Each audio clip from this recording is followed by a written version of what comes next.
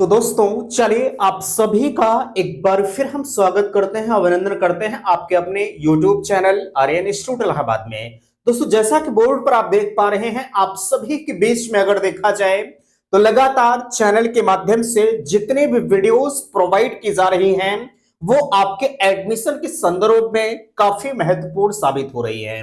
बिल्कुल एक बार फिर वही सिलसिला आप सभी के बीच में स्टार्ट होने जा रहा है। जैसा कि आपके बीच में नजर आ रहा है, यहां देख सकते हैं सारी डिटेल्स यूपी डीएलएड एडमिशन 2024।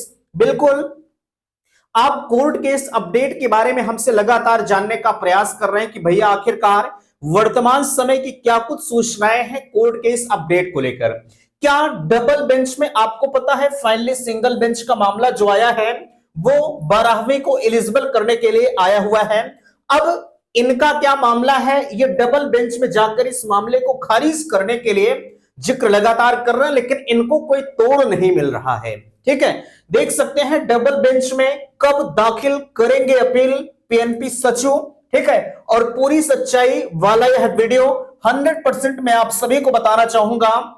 अगर आप एडमिशन लेने जा रहे हैं और विलंब हो रहा है, मैं जानता हूं आप काफी दिनों से भाई धैर्यता का परिचय दिखा रहे हैं, लेकिन अब कहीं ना कहीं एक समय होता है भाई धैर्यता विचलित हो ही जाती है ना।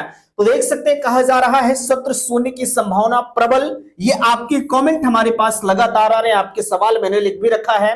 सीट बुकिंग का पैसा वापस ले या नहीं ले।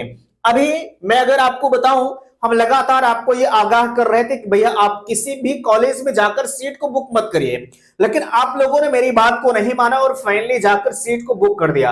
अब आप सवाल हमसे कर रहे हैं कि जो हमने सीट को बुक किया है क्या वो पैसा हम रिफंड ले या ना ले। ठीक है, अपना पैसा वापस ले या ना ले, बिल्कुल इस पर चर्चा करेंगे। और आवेदन फिर से होगा, डायरेक्ट एडमिशन तो हमने ले लिया है, ये भी समस्याएं आपके बीच में है। तो चलिए हम फाइनली इन सभी मुद्दों पर चर्चा करेंगे। मैं एक निवेदन आप सभी से करना चाहूंगा कि प्लीज अगर चैनल पर पहली बार विजिट किए हैं तो चैनल को सब्सक्राइब जरूर करेंगे। चलिए सबसे पहले यहां देख सकते हैं आपके बीच में डबल बेंच में ये कब दाखिल करेंगे अपने अपील को। देखिए अभी इसके संदर्भ में मेरे दोस्त कहीं से कोई सूचनाएं नहीं है, लेकिन ऐसा माना जा रहा है जो एक्सपर्ट की राय है, ठीक है, वो लगातार बता रहे हैं कि डबल बेंच में अपील करने के लिए इनके पास कोई तोड़ नहीं निकल रहा है। तोड़ निकलने का मतलब यह है कि ये किसी चीज को ये नहीं कर पा रहे हैं कि हम किस आधार पर 12वीं को एलिजिबल करें। नियमता यह है यूपी और उत्तराखंड राज्य को छोड़ करके प्रत्येक राज्य जितने भी हैं सभी जो डीएलएड की एलिजिबिलिटी होती है वो 12वीं पास है। ठीक है, और यूपी पहले उत्तराखंड भी यूपी का हिस्सा हुआ करता था, ये चेंज हुआ, उत्तराखंड अलग बना, तो वहां भी एलिजिबिलिटी के जो क्राइटेरिया है फाइनली वो ग्रेजुएशन ही रखी गई है। तो इन दोनों जगहों को छोड़कर 12वीं पास एलिजिबिलिटी है। अभी हम बताएं इसके पहले एक शिक्षक भर्ती का मामला था, जो अदर स्टेट का बच्चा था, हमारे यहाँ नौकरी पाया भैया। ठीक है, सब कुछ प्रोसीजर हुआ, फाइनली जब उनके वेतन की बारी आई है ना तो उनका वेतन रोक दिया गया। क्यों? क्योंकि उनसे कहा गया कि आपने 12वीं पास जो है आवेदन किया है। ठीक है, 12वीं पास डीएलएड किया, वो ग्रेजुएशन किया था लेकिन वो डीएलएड की बात किया था। तो इसी के चक्कर में अब वो लोग पहुंच गए कोर्ट। ठीक है, अब कोर्ट जब सारी चीजों को खंगाला है तो उसको ये तोड़ कहीं ना कहीं निकला है कि ये तो बिल्कुल लीगल तरीका है। ठीक है भाई, 12वीं पास अगर हर जगहों पर एलिजिबिलिटी तो हम कहीं अलग से थोड़ी ना आए हैं यार। ठीक है, हम भी आपके बीच से, इसलिए मामला बिल्कुल काफी गंभीर है। पॉसिबिलिटी अब लगभग 90% की जताई जा रही है कि अब 12वीं को एलिजिबल इन्हें करना पड़ेगा। ठीक है, क्यों करना पड़ेगा? क्योंकि इनके पास कोई रास्ता ही नहीं बच रहा है कि किस आधार पर इनको बाहर करें। हालांकि जो भी होगा मैं चैनल पर आपको लगातार कह रहा हूं कि भैया आप मेरे ऊपर छोड़ दीजिए, हम सारी चीजों की जानकारी आपको पुख्ता प्रोवाइड करेंगे, आपको परेशान नहीं होना है। बट आप बिल्कुल थोड़ा सा, मैं फिर से कहना चाहूंगा, मैं बार बार यही चीजें कहता हूं, ठीक है, थोड़ा सा और आप धैर्यता का परिचय दें, जो भी होगा मैं चैनल पर आप सभी को बता दूंगा। ठीक है, बाकी यहां सत्र सोने की जो संभावनाएं हैं मैं दावा करता हूं। ठीक है, ये आपके सवाल थे कि भैया अब आपको डर लग रहा है, आप सहमे हुए हैं कि कहीं हमारा सत्र खराब ना हो जाए, है ना। मैं 100% 101% का दावा करता हूं कि आपका सत्र कभी शून्य नहीं हो सकता। ठीक है, इसके लिए आप बेफिक्र रहिए, किसी भी प्रकार की बात टेंशन लेने की नहीं है यार, है ना। सत्र आपका शून्य, मुझे बताओ किस आधार पर लोग सत्र शून्य की बात कर रहे हैं यार। ठीक है, 3,25,000 फॉर्म पड़ चुके हैं। आप कैसे कह सकते हैं कि शत्रु सुनेगा? नो, 1% भी सच्चाई नहीं है।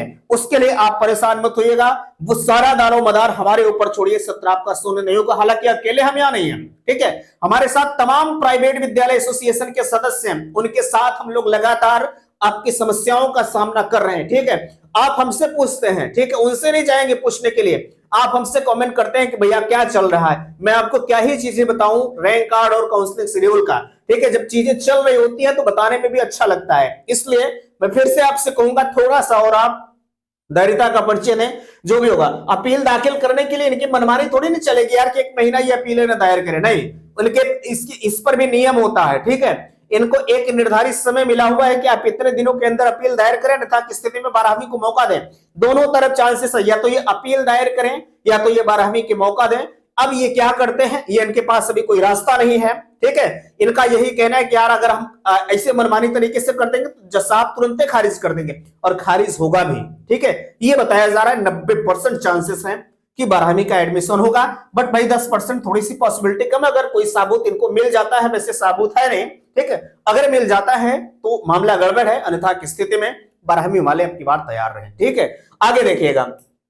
अब डर उनको लग रहा है कि जो 10-15 हजार रुपया देकर सीट को बुक कर दे। अरे आप कहें आप परेशान है, अब आपका पैसा वापस किसी भी कीमत पर कॉलेज वाले नहीं करेंगे।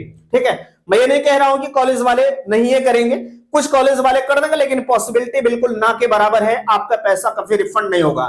ठीक है, वो यही कहेंगे। लेकिन एक चीज भैया ध्यान दीजिएगा, एडमिशन अभी आपका हुआ नहीं है। ठीक है, सीट को बुक कर लिए हैं, पैसा उनके खाते में है। ठीक है, आप उनसे अगर लेना चाहें तो ले लीजिए, पैसा भी आपका कहीं नहीं गया है। ठीक है, जो लीगल प्रोसेस है वो लीगल प्रोसेस हुआ ही नहीं, तो एडमिशन कैसा यार।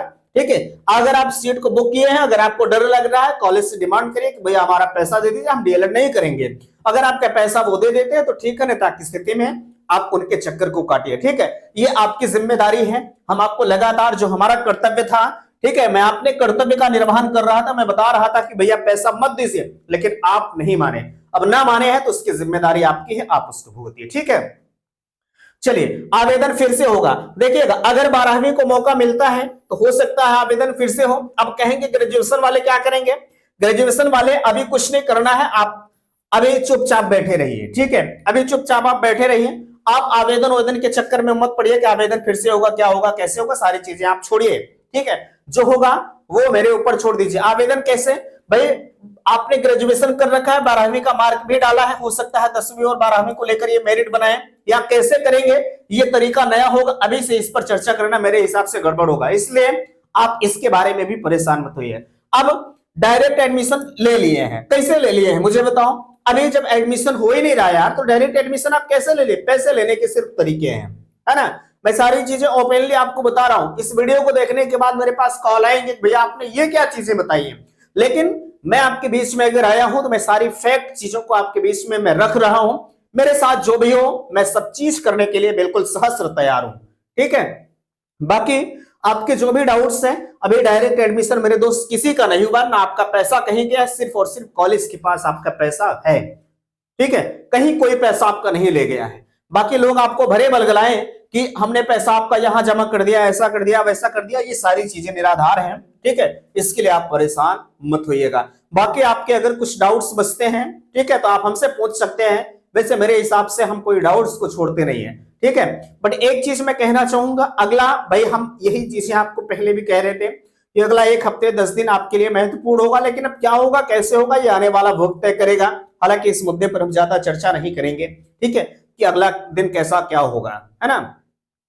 तो कल की जो भी पॉसिबिलिटी होगी, कल जो भी चीजें नहीं होंगी परीक्षा नियामक प्राधिकारी यानी पीएनपी में, मैं आपको चैनल पर बता दूंगा, है ना। तो इस वीडियो में यहीं तक, वीडियो को लाइक कीजिएगा, शेयर कीजिएगा, और चैनल पर पहली बार विजिट किए हैं तो चैनल को सब्सक्राइब जरूर कीजिएगा। वीडियो समाप्त करते, थैंक्स, धन्यवाद।